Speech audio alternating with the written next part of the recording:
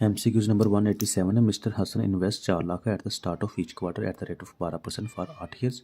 What will be the total amount after 8 years?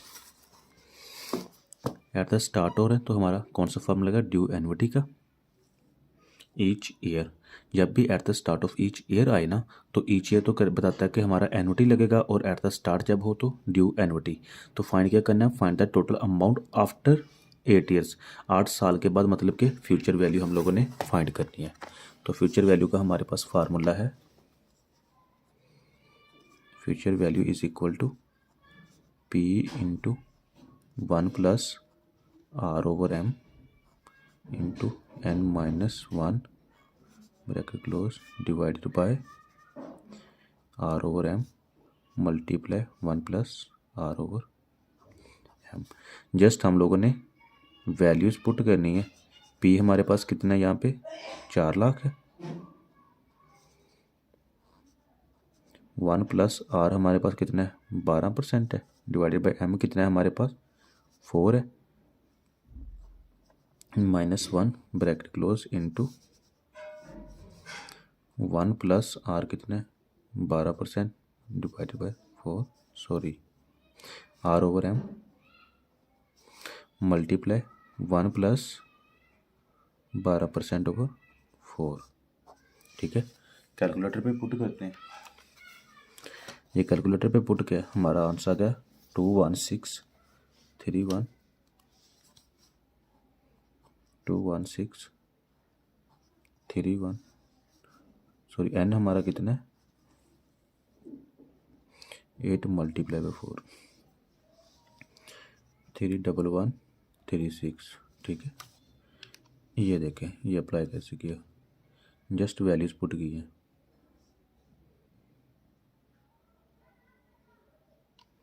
ठीक है, next MCQs देखते हैं.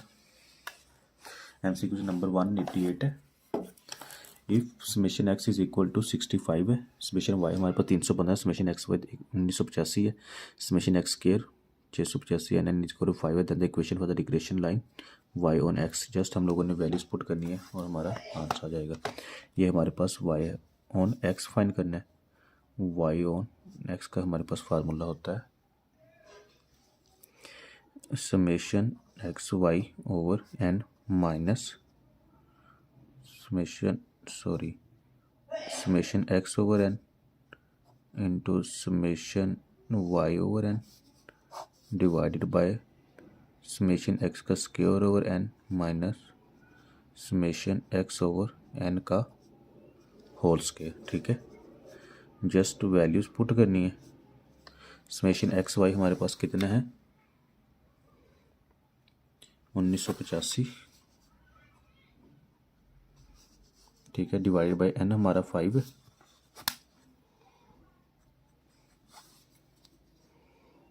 Minus summation x over n कितना है?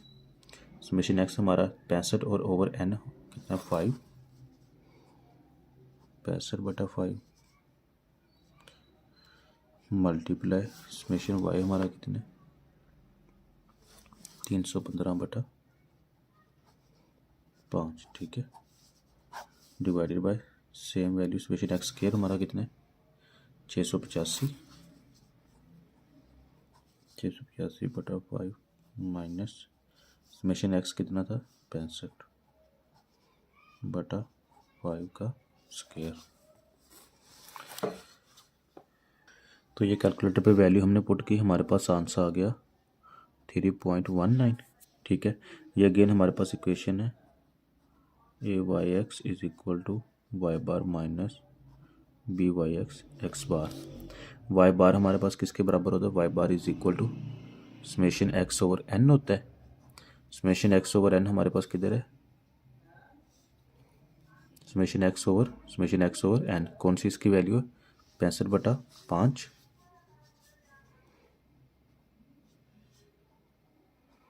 65/5 माइनस सॉरी वाई बार है. वाई बार का हमारे पास 315/5 315/5 माइनस BYX की वैल्यू कितनी आई है? 3.19. एक्स की बार की वैल्यू कितनी है? 65/5. का कैलकुलेटर पे पुट किया तो हमारे पास आ गया 108.47। ये ना जस्ट फार्मूला याद करने का होता है, बाकी एमसीक्यू जैसे ना मुश्किल होती है, ऑल वैल्यूज़ उसने दी होती है, इसको मज़ीद डीप जाने की ज़रूरत नहीं है। नेक्स्ट एमसीक्यू देखते हैं। एमसीक्यू नंबर हमारे पास 189 है।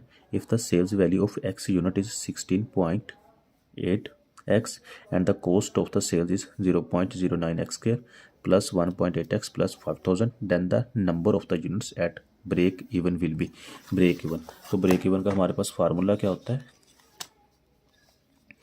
ब्रेक इवन का फार्मूला हमारे पास होता है sales minus cost is equal to 0। तो सेल्स हमारे पास कितनी है और कॉस्ट कितनी है? तो sales value of X unit कितनी है? 16.8 है, 16.8 माइनस, और कॉस्ट हमें कितने बताइए? कॉस्ट ऑफ सेल्स कितनी है? 0.09 X square minus 0.09 X square plus 1.8 X plus 5000, bracket close. ठीक है, ब्रैकेट ओपन कर लें। 16.8 X into minus minus plus 0.09 X के plus minus minus 1.8 X plus minus minus 5000। ठीक है, 16.8 एक्स और माइनस 1.8 कर लें।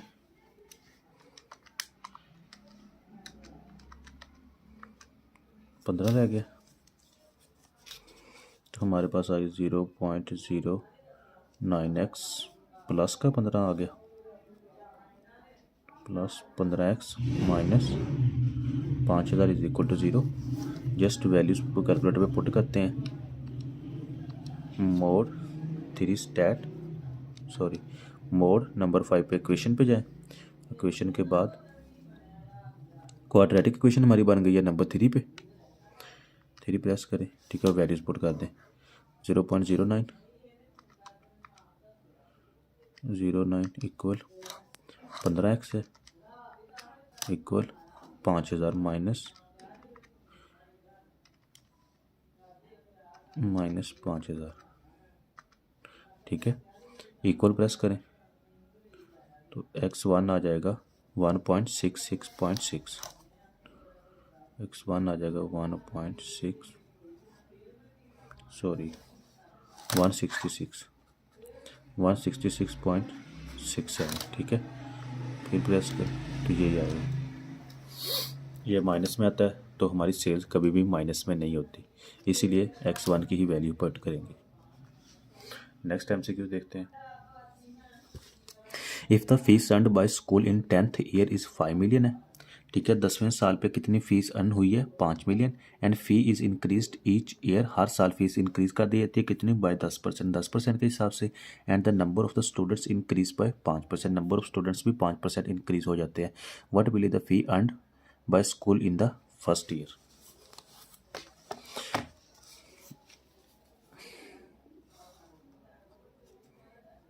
ठीक है, 1 2 3 4 5 6 7 8 9 8 10 पहले साल और 10 10th जो ईयर है ना, 10th ईयर में हमारी जो फीस है ना वो 5 मिलियन इंक्रीज़ हो जाती है। और हम लोगों ने फी फाइन करनी है फर्स्ट ईयर, और हर साल पे 5% जो हमारे स्टूडेंट्स इंक्रीज़ हो जाते हैं। ठीक है, और 10% हमारी फ़ी इंक्रीज़ हो जाती है। टोटल हमारे 15% का इंक्रीज़ आ गया, और हमने रिवर्स आना है, मतलब 10 साल से पीछे की तरफ आना है। तो इट मीन्स के जो हमारा ईयर होगा वो नेगेटिव होगा, मतलब 10 साल से पीछे की तरफ। तो जस्ट हमने कंपाउंडेड का फार्मूला लगाना है पहले साल के फाइंड करने के लिए। ठीक है, तो टोटल फीस हमें कितनी अर्न होती है? 5। तो ये जो 5 है ना, ये हमें देखें at the end of 10th year, मतलब कि 10वें साल के बाद मिलती है, 10वें साल मिलती है। तो अब हमने 10 से पीछे की तरफ जाना है, फ्यूचर वैल्यू फाइंड करनी है। लेकिन फ्यूचर वैल्यू यहाँ पे हमारी नेगेटिव है। नेगेटिव क्यों है? क्योंकि हम पीछे की तरफ आ रहे हैं। तो जब यहाँ से इस तरफ जाएंगे तो ये हमारे प्रेजेंट होगा। ठीक है, तो ये हमारा पी होगा। कंपाउंडेड का फार्मूला, हमारा फ्यूचर वैल्यू का फार्मूला क्या होता है? कंपाउंडेड एनुअली के P इंटू 1 प्लस R की पावर N। ठीक है, अभी यहाँ पे देखें, यहाँ पे हमारा P क्या होगा, यहाँ पे P हमारा 5 होगा क्योंकि पीछे की तरफ आ रहे हैं। 5 इंटू 1 प्लस R कितना है, टोटल कितना है, 15% का चेंज आया है, 15% पावर N हमारी 10 थी, 10 साल मतलब कि 10 साल के बाद, लेकिन पीछे की तरफ है इसलिए ये हमारा नेगेटिव आया। तो ये हमारी रिवर्स फ्यूचर वैल्यू कितनी आ जाएगी, कैलकुलेटर पे पुट करते हैं, तो ये मैंने पुट किया होगा, तो 1.235 आ जाएगी, 1.235 या 1.24। ठीक है, नेक्स्ट एमसीक्यू देखते हैं। एमसीक्यूज नंबर हमारे पास 191 है। Which of the following statement is are correct regarding the primary data. Primary data क्या होता है, डाटा ना हमारा दो तरह का होता है, एक प्राइमरी और दूसरा सेकेंडरी होता है। ठीक है, प्राइमरी डाटा वो होता है जो हम डायरेक्ट फाइंड करते हैं। ठीक है, किसी भी जगह पे जाके हम वहाँ का एनालिसिस करते हैं। मिसाल के तौर पर किसी भी स्कूल में गए, स्कूल में जाके बच्चों का डाटा कलेक्ट कर लिया कि इसका रिज़ल्ट कितने % आ रहा है। ठीक है, या इसके अलावा कहीं भी आप फसलों में चले गए, वहाँ पे एवरेज चेक कर ली कि पैदावार कितनी है, तो ये आपका कौन सा है, प्राइमरी डाटा, मतलब जो डायरेक्टली आप खुद जाके चेक करते हैं। उसके बाद आता है सेकेंडरी डाटा। सेकेंडरी डाटा होता है इनडायरेक्ट। मिसाल के तौर पर टीचर है, उसने बच्चों को कह दिया कि आप लोगों ने जाके डाटा लेके आना है, तो अब ये डाटा जो बच्चों के लिए होगा वो तो डायरेक्ट होगा, लेकिन ये टीचर्स के लिए वो डाटा सेकेंडरी होगा, मतलब कि इनडायरेक्ट।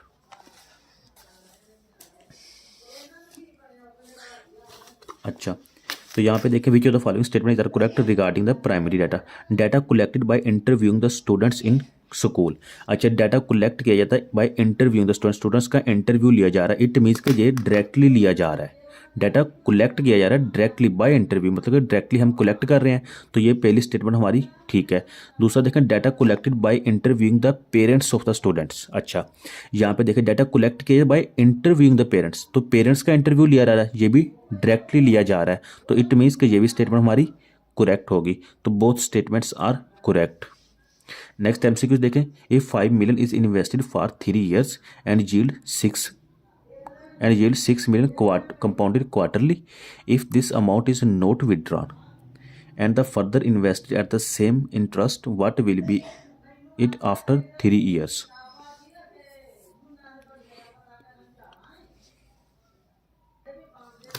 तो यहाँ पे देखें, हमें इस वक्त उसने P भी दे दिया है और फ्यूचर वैल्यू कितनी है, 6 मिलियन है, और क्वार्टरली मतलब कि M भी दे दिया और टाइम भी दे दिया, लेकिन रेट नहीं बताया। तो इसका पहले हम रेट फाइंड कर लेंगे। ठीक है, हमारे पास ये फार्मूला है फ्यूचर वैल्यू का, P into 1 plus R/M power N। तो फ्यूचर वैल्यू उसने कहा कि 6 मिलियन है, P इन्वेस्ट 5 मिलियन करता है, 1 प्लस R नहीं बताया। ठीक है, ओवर M और N कितना है, 3 साल बाद। तो ये हमारे पास आ जाएगा 6.12%। ठीक है, ये कैलकुलेटर पे पुट करें, आंसर निकल आ जाएगा। अच्छा, ये अब हमारे पास आंसर आ गया। नेक्स्ट में देखें,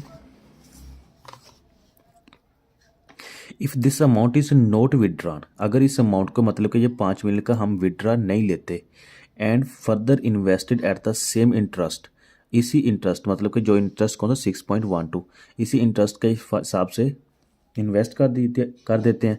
further invested at the same interest, what will B it after 3 years, तो 3 सालों बाद ये हमारा इंटरेस्ट कितना हो जाएगा। यहाँ पे देखिए, मैंने एक टाइमलाइन ड्रा कर लेता हूँ, थोड़ा सा समझने के लिए आसानी रहेगी।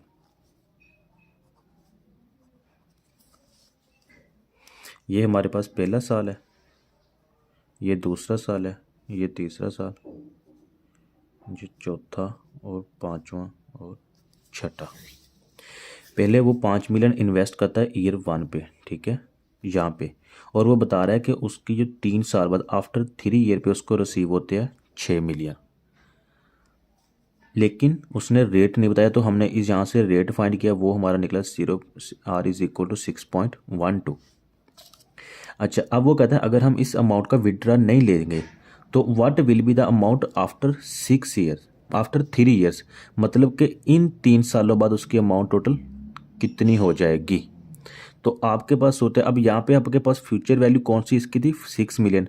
जब यहाँ पे फ्यूचर वैल्यू इसकी तो 6 मिलियन थी, लेकिन नेक्स्ट जो 3 ईयर्स होंगे उसकी फ्यूचर वैल्यू नहीं बल्कि उसकी जो प्रेजेंट वैल्यू हमारे पास कितनी होगी, ये 6 होगी। ठीक है, जो हमने P इन्वेस्ट करना है, तो ये 6 हमारा 3 साल बाद कितना होगा, किस हिसाब से, इसी रेट से, रेट हमारे पास 6.12। तो जस्ट हमने वैल्यूज पुट करनी है। तो यहाँ पे देखें हमारे पास 6 है, फाइंड करनी है future value after 3 years, into 6 into 1 plus R कितना है हमारे पास 6.12% पावर 3। ठीक है, कैलकुलेशन की, तो ये हमारे पास आंसर आ गया 7.17, या राउंड ऑफ करके कर दें 7.2 कर दें, मिलियन आंसर आ गया। ठीक है, नेक्स्ट MCQ देखते हैं। नेक्स्ट MCQ देखेंगे, if n is equal to 5, n हमारे पास 5 है, calculate the t value for the one tail at 99% confidence level.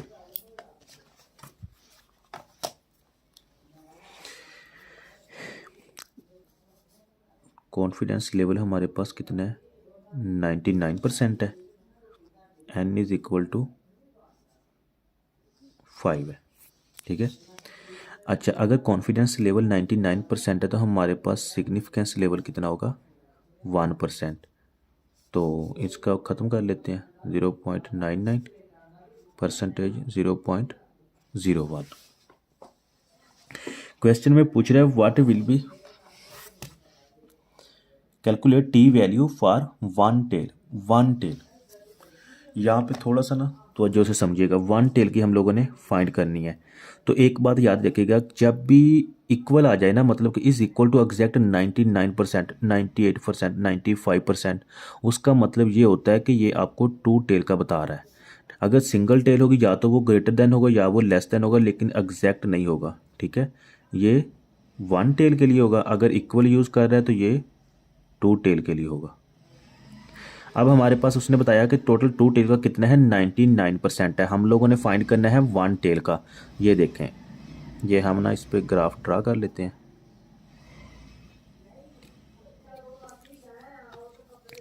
ठीक है, अब यहाँ पे देखें टोटल हमारी प्रोबेबिलिटी कितनी होती है, 1 होती है। 0.5 इधर होगी, 0.5 इस तरफ होगी, तो इट मीन्स ये इसको 2 में डिवाइड कर दिया गया। अब ये जो है ना वो 0.01 इसके हमने 2 हिस्से करने हैं। तो हमारे पास जो टी टेबल होगा ना वो α/2 इंटू n-1 होगा। ये 2 किस वजह से किया गया, ये सिर्फ इस वजह से किया गया कि ताकि अल्फ़ा जो है ना हमारा सिग्निफिकेंस लेवल, इसके 2 पार्ट हो सकें, एक इस तरफ और एक इस तरफ हो जाए। तो क्या होगा, यहाँ पे देखें, अब अल्फ़ा हमारे पास कितना है, 0.01। जस्ट हम लोगों ने वैल्यूज पुट करनी है, T alpha 0.01 divided by 2 into n हमारे पास 5 है -1। तो यहाँ पे टी हमारे पास अल्फ़ा कितना आ गया, 0.05। अब ये जो 0.05 है ना, ये एक साइड का है, मतलब 0.05 इस तरफ, 0.05 इस तरफ है। ठीक है, ये पॉजिटिव है और ये नेगेटिव होगा, या इसको नेगेटिव कर लें या उसको पॉजिटिव कर लें। तो जब भी हम टेबल की वैल्यू फाइंड करते हैं ना, तो हमेशा हम इस तरफ से इस तरफ मूव होते हैं। अब ये जो 0.5 है ना, ये सिग्निफिकेंस 0.05 यहाँ आता है सही पे। ठीक है, 0.05 यहाँ पे गलत। तो इट मीन्स कि ये जो हमारा सिग्निफिकेंस लेवल है ना, वो 0.05 इधर है, 0.05 इधर है। ठीक है, 0.05 हमारा नेगेटिव है, 0.05 हमारा पॉजिटिव है। 2 टेल्स का तो हम लोगों ने फाइंड करना है 1 टेल का, एक टेल का। तो हम इस तरफ से यहाँ से इस तरफ मूव हो जाएंगे। तो 0.05 हमने टेबल में चेक करना है, तो टी टेबल में जाए, 0.05 5 - 1 4 आ गया, तो 4 में चेक करें।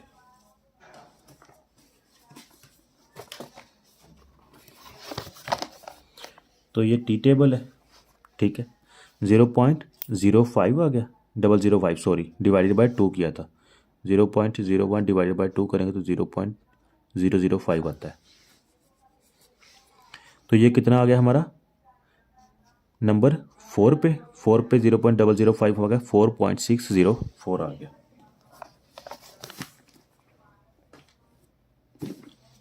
ठीक है, ये 005 आता है यहाँ पे, तो 4.604